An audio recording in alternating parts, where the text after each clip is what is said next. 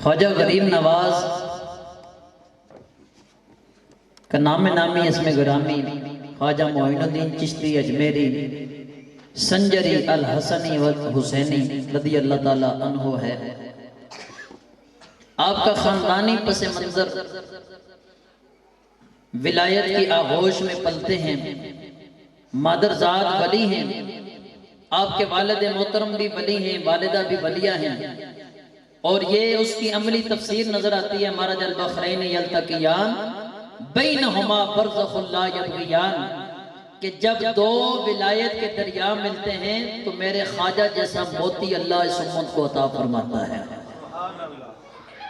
15 سال کی عمر آپ کے والد گرامی کا سایہ سر سے اٹھتا ہے۔ میں آپ کو عرض کروں کہ پیران اعظام کے فیضان ملتے کیسے ہیں؟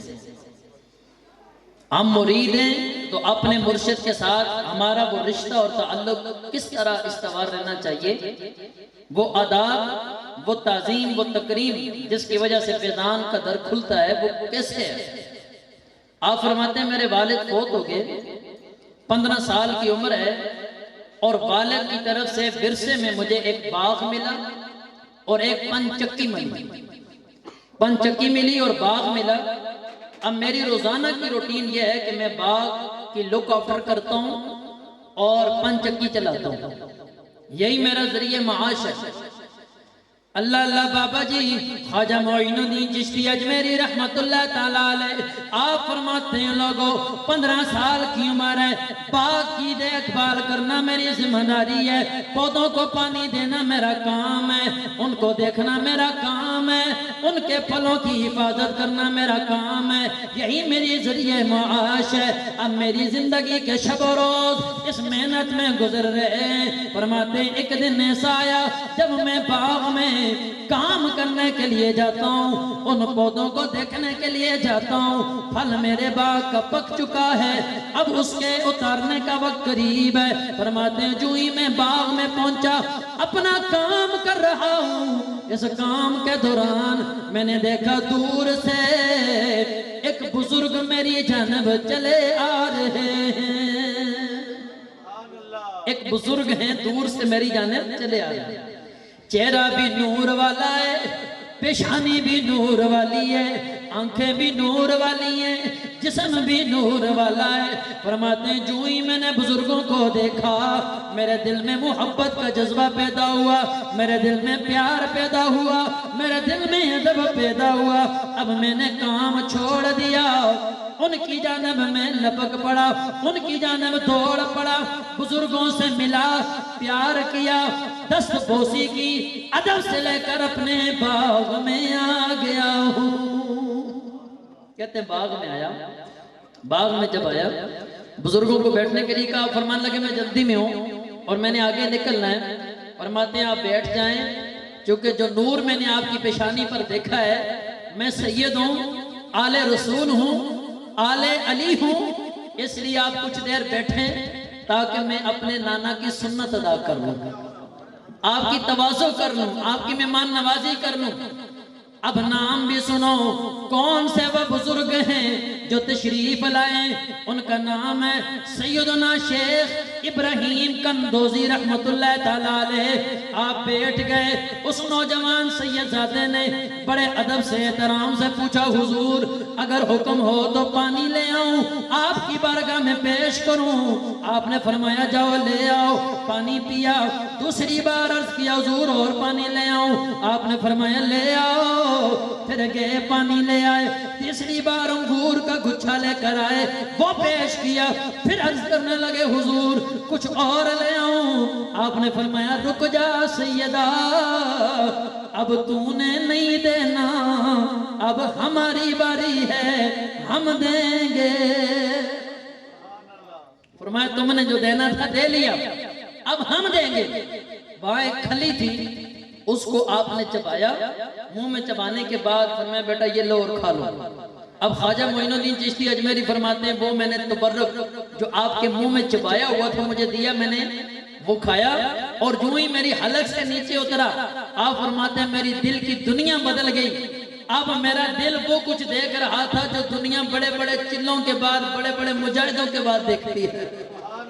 ایک لقمہ تبرک کا نیچے اترا. تو اس کے ساتھ ہمیں سبق بھی یہ ملتا ہے کہ مرید کا حق ہے جب مرشد آئیں تو عزت ہو. جب عزت ہو، احترام سے کھڑا ہو جائے، تعظیم کرے، پیار کرے، محبت کرے تو اللہ فیضان جاری کر دیتا ہے. استاد آئیں تو کھڑا ہو جائے، اس کے والدین آئیں تو کھڑا ہو جائے، عزت کرے، احترام کرے، پیار کرے، خدمت کرے تو اللہ تعالیٰ جس کا جو فیضان ہوتا ہے اس کا دریا اس کی طرف جاری فرما دیتا ہے. آپ فرماتے ہیں جب یہ مجھے سعادت ملی اس کے بعد میں نے سارا باغ پن چکی بیچی اور فروخت کرنے کے بعد وہ مال غربا اور مساکین میں تقسیم کر دیا. اپنی والدہ سے اجازت لے کر میں نے کہا میں دین سیکھنا چاہتا ہوں. انہوں نے اجازت دی. میں دین سیکھنے کے لیے سمرقند اور بخارا چلا گیا. 15 سال کی عمر ہے. آپ فرماتے ہیں 5 سال میں نے یہ علم دین حاصل کیا. اس میں قرآن کا حافظ بھی بنا، فقہ کا عالم بھی بنا، حدیث کا عالم بھی بنا، قرآن کا عالم بھی بنا. اسی لیے ہم کہتے ہیں الحمدللہ ہماری تاریخ ان اولیاء کے نام سے بری پڑی ہے جنہوں نے خود جمعے پڑھائے ہیں، جنہوں نے خود امامت کی ہے، جنہوں نے خود عیدیں پڑھائی ہیں. بلکہ مجھے یہ کہنے دیجئے جو ظاہر کے بھی امام رہے ہیں اور باطن کے بھی امام رہے ہیں. ہمارے اولیاء کرام کا فیضان ہے الحمدللہ. ان کے فیضان سے یہ دنیا آج قائم و دائم ہے. آپ فرماتے ہیں میں نے 5 سال کا عرصہ یہ علم حاصل کیا اور حاصل کرنے کے بعد ظاہری علوم میرے مکمل ہو گئے. اب میرے دل میں خواہش پیدا ہوئی کہ میں باطن کی اصلاح کے لیے کسی مرد قلندر کی تلاش کروں. فرماتے ہیں میں چل پڑا، سفر شروع ہو گیا. نیشا پور کے علاقے میں گیا. وہاں ایک علاقہ ہے ہارون. اس ہارون کے علاقے میں قیام کرتا ہوں. قیام کے دوران مجھے کسی نے بتایا اس علاقے کی بہت بڑی شخصیت ہے، اس علاقے کا بہت بڑا نام ہے، ولیوں کے امام ہے. نام ان کا شیخ عثمان ہارونی ہے. فرمانے لگے میں ان کی زیارت کے لیے گیا. ایسا نور ملاحظہ کیا. پہلی ملاقات میں ہاتھ بڑھا کر اپنے مرشد کے ہاتھ میں ہاتھ دے کر بیعت لے لی. کہتے ہیں بیعت کی شیخ عثمان عرف عام میں ہارونی، شیخ عثمان ہارونی رضی اللہ تعالیٰ عنہ کی بیعت کی. پھر میں نے خدمت میں لگ پڑا. جدھر میرے مرشد جاتے میں سامان کاندھے پہ اٹھا کے ساتھ جاتا، وضو کرواتا، کھانا کھلاتا، دسترخوان اٹھاتا. خواجہ شہنشاہ چشت فرماتے ہیں یہ خدمت کیے جا رہا ہوں اور اس خدمت کے دوران کہتے ہیں میرا مرشد مجھ سے اتنا راضی ہو گیا، میرے مرشد کو میری ادا اتنی پسند آ گئی، میرے مرشد کا مجھ پہ اتنا کرم ہو گیا کہ ایک دن کہنے لگے اللہ یہ میرا بھی محبوب ہے، میں چاہتا ہوں تو اسے بھی اپنا محبوب بنا لے. اور یہ دعا تھی مرشد کی. فرماتے ہیں ایک دن میں نے حج اپنے مرشد کے ساتھ کیا اور کیسا وہ حج تھا کہ اللہ مجھے فرض کی ادائیگی کی توفیق بھی دے رہا ہے، مرشد کا ساتھ بھی دے رہا ہے. جو ہی ہم کعبہ میں پہنچے طواف کر رہے ہیں اور طواف کے دوران فرماتے ہیں میرے مرشد شیخ عثمان ہارونی رضی اللہ تعالی عنہ جب محراب رحمت کے نیچے آپ پہنچتے ہیں رک جاتے ہیں اور میرا ہاتھ پکڑ کر یوں فضا میں بلند کرتے ہیں اور کہتے ہیں اللہ میں اپنے معین کو تیری بارگاہ میں پیش کرتا ہوں اور ساتھ دعا کرتا ہوں اللہ میرے معین کو اپنی بارگاہ میں قبول فرما دے. سبحان اللہ. کہتے ہیں یہ جب مرشد نے کہا تو عاطف غیب سے آواز آئی کہ ہم نے تیرے معین کو قبول بھی کر لیا ہے، بخشش بھی فرما دی ہے. یہ خواجہ معین الدین چشتی اجمیری ہیں. فرماتے ہیں اس کے بعد مجھے اللہ نے یہ اعزاز دیا، مرشد کی بارگاہ کا بھی میں منظور نظر ہو گیا، اللہ نے بھی مجھ پہ کرم کر دیا. اب حکم ہوتا ہے جا مدینہ میں اپنے نانا کو سلام کر. اللہ اللہ خواجہ معین الدین چشتی اجمیری رحمت اللہ تعالیٰ علیہ وہ خوش نصیب ہستی ہیں، وہ شان والی ہستی ہیں، وہ مقام والی ہستی ہیں. آپ فرماتے ہیں جو ہی میں مدینہ طیبہ میں پہنچا جا کر اپنے نانا حضور کے روضے پر سلام کرنے کا وقت آتا ہے، اپنے نانا کے روضے پر یہ عرضی پیش کرنے کا وقت آتا ہے. فرماتے ہیں میں جو ہی روضہ کے سامنے ہوا میں نے اس انداز میں سلام پیش کیا، السلام تو والسلام علیک یا سید المرسلین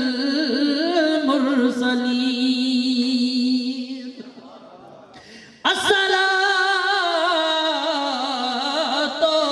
والسلام علیک یا خاتم النبیین۔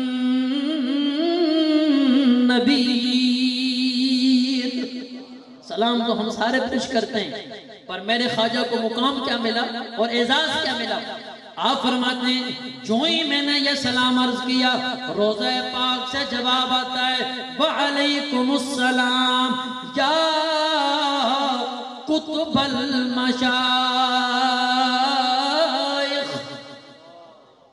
فرماتے ہیں میں نے سلام پیش کیا اور میرے نانا نے، میرے آقا نے میرے سلام کو جواب دیا اور فرمایا اے مشائخ کے کتب تجھ پر بھی سلام ہو۔ اور اس کے بعد حضور نبی رحمت صلی اللہ علیہ وسلم نے حکم دیا کہ جا تیری ڈیوٹی ہندوستان کے شہر اجمیر میں لگا دی گئی ہے، وہاں بیٹھ جا، تیرا نام معین ہے، تو جا کے بیٹھے گا، اللہ تیرے وجود سے میری دین کی مدد فرمائے گا، تیرے وجود سے اللہ میرے دین کی مدد فرمائے گا۔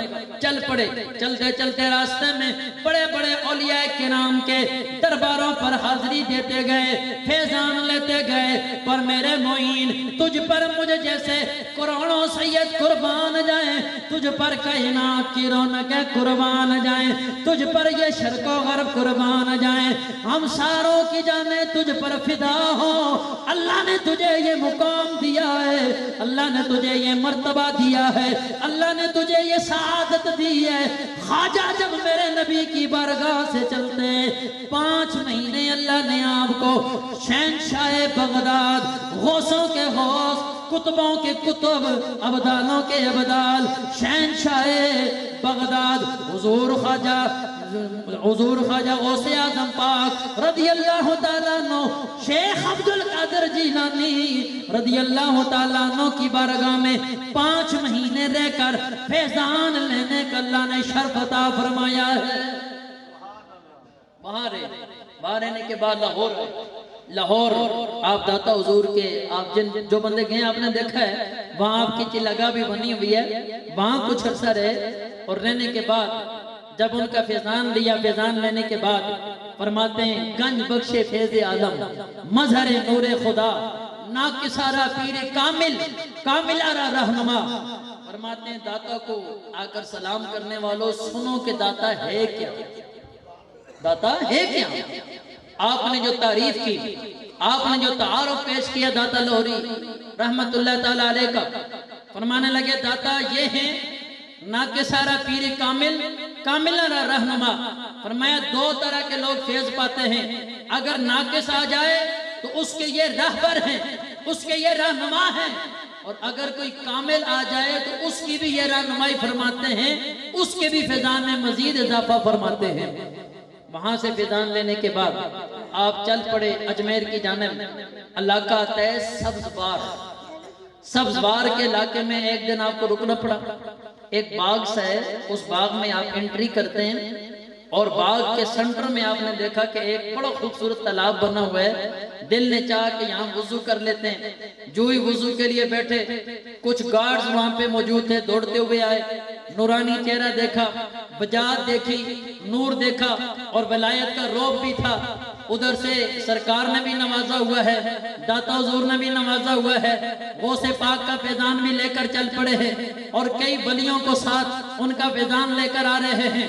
کسی کی جرت نہ ہوئی کے بعد اس انداز میں کرتا، پر کہنے لگے حضور یہ سبزوار کا علاقہ ہے، یہاں کا جو حاکم ہے یہ اس کا باغ ہے، اور وہ بڑا ہی بدتمیز انسان ہے، بدبخت ہے، اور یہ اس کی عیاشی کا اڈا ہے۔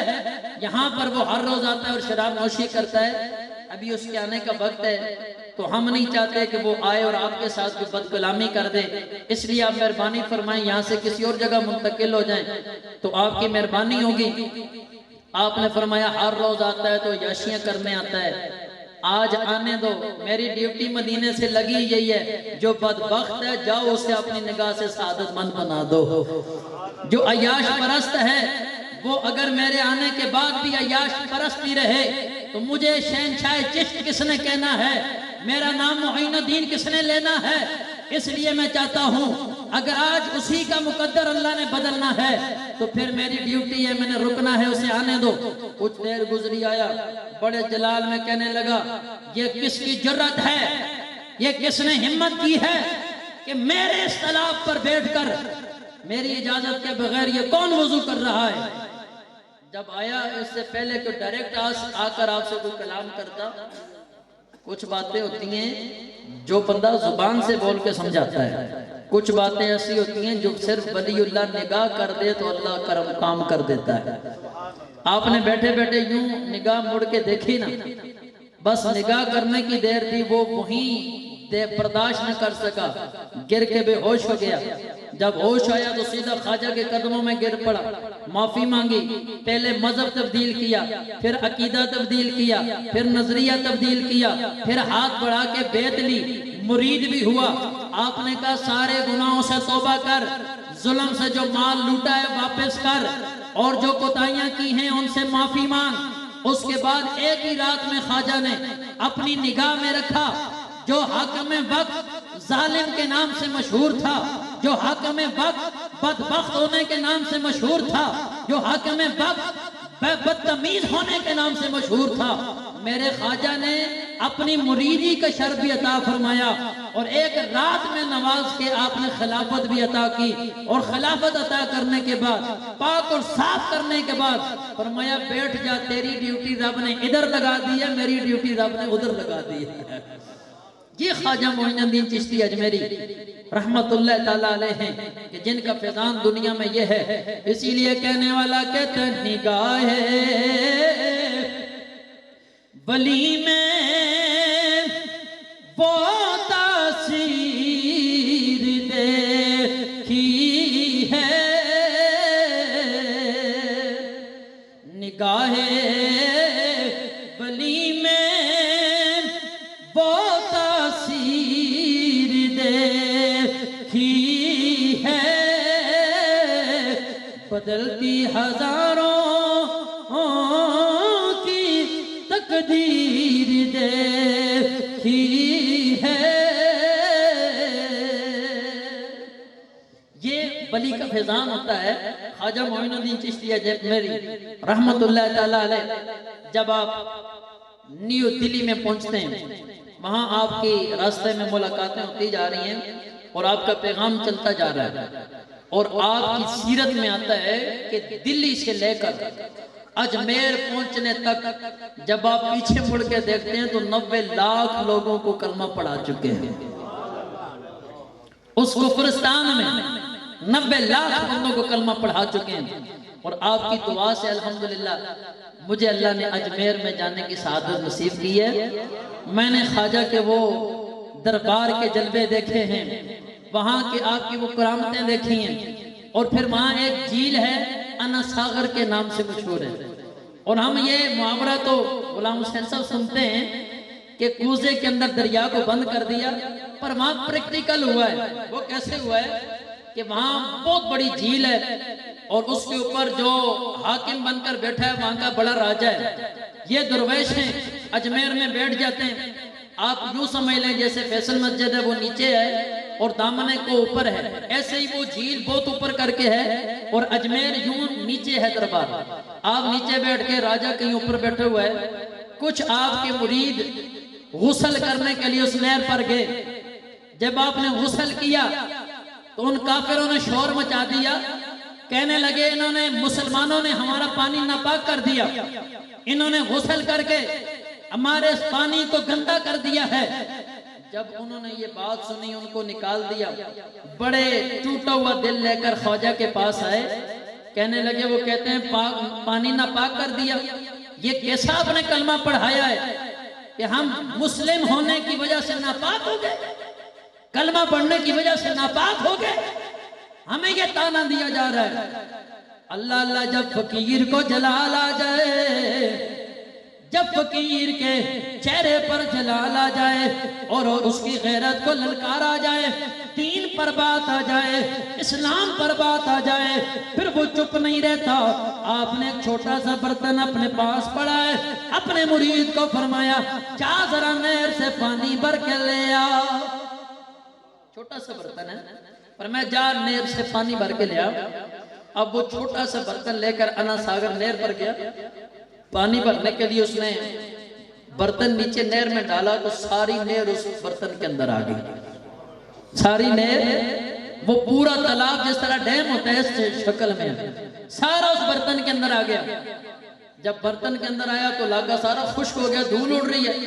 اس جو کیا ہاتھ میں سیدھا خواجہ کی بارگاہ میں آپ مسکرا کے فرمانے لگے ہم نے تو کہا تھا برتن میں لانا، تو ساری نہر ہی اٹھا کے لے آیا۔ اب راجہ کو پتا چلا کہ یہ کوئی عام لوگ نہیں ہیں، یہ جو درویش بیٹھا ہے یہ اللہ والا بیٹھا ہے۔ آ کر معافی بھی مانگی اور توبہ کر کے مسلمان بھی ہوا، کلمہ بھی پڑھا، مرید بھی بنا۔ اور خواجہ معین الدین چشتی اجمیری رحمت اللہ تعالیٰ علیہ نے دکھایا کہ ایک فقیر جو ہے یہ کسی کو چھیڑتا نہیں ہے، اور جب اسے کوئی چھیڑتا ہے پھر اسے چھوڑتا نہیں ہے، وہ اپنا حساب پورا کرتا ہے۔ تو اللہ تعالیٰ ہمیں ان اللہ والوں کا فیضان عطا فرمائے، اور ان کی بارگاہوں میں جو اللہ تعالیٰ کا کرم ہے، مہربانی ہے، اللہ تعالیٰ اس کا فیضان ہمیں عطا فرمائے۔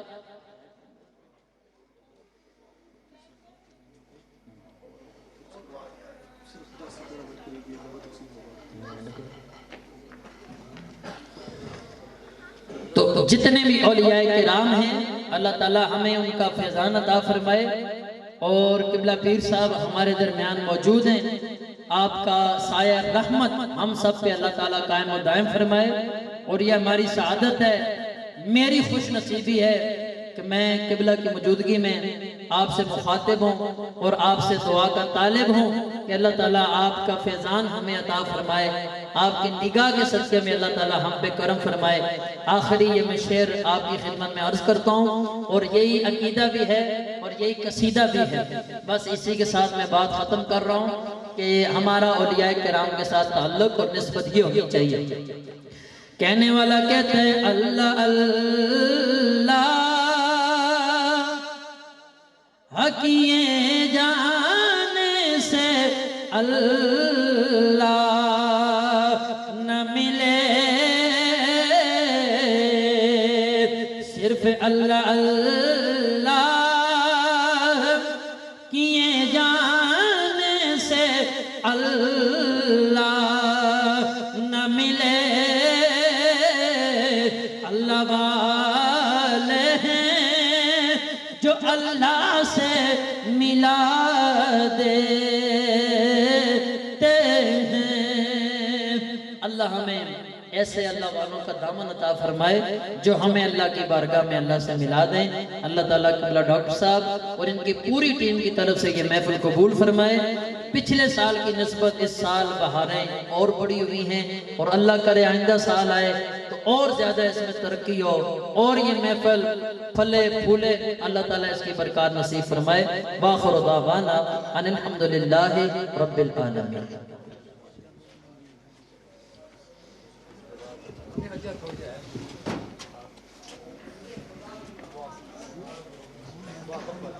ہلو، کبھی جناب محترم پیرزادہ اور ڈاکٹر آفتاب نصر قریشی صاحب دعا فرمائیں گے، اور لنگر کے لیے 10 منٹ کا وقفہ کیے جا رہے ہیں۔ اچھا